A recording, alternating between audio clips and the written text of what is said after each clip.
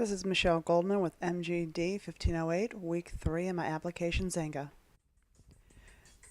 This is my Week 3 application Xanga, and just to go over some of the requirements for this week ahead of time before we go through the application.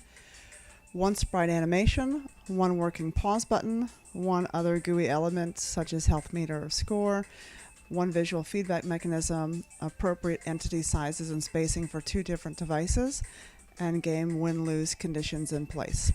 So let's go through the app. This is running on the simulator for the iPhone 6 Plus, and everything did size appropriately. When I get to the game scene screen, I still have my tutorial page working, although the contents aren't completed yet, and then a home button that goes back. And then I'll click on play and hear the background music. There's a sound when you press the play button. And then the fire and the fireflies, those are my sprite sheets. So having a couple of resizing issues here. I've got the background and the foreground. Those are sizing appropriately, and some of my sprites are sizing appropriately, like the creatures and the mushrooms. But not all of my sprites are sizing properly. And then my hero Hubert is not always in the same place on both device resolutions, so that's a little bit troubling. I do have my pause button, and then you can continue playing. And when you click on Hubert, he makes a sound. And when he collects a mushroom, you have a sound, and you have the particles, and then also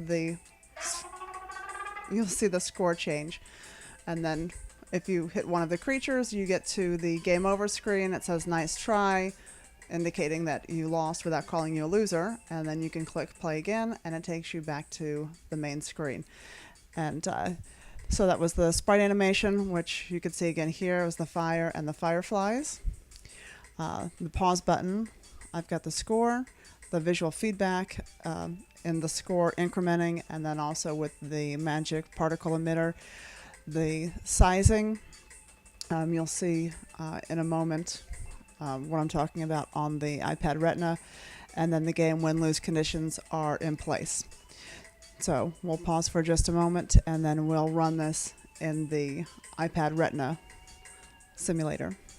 Displaying my application Xanga in the iPad Retina simulator, and the only time that I have an issue with the resizing is when I run the application in the iPhone 6 Plus, and then I rerun it immediately in any of the iPad formats, and this is what happens.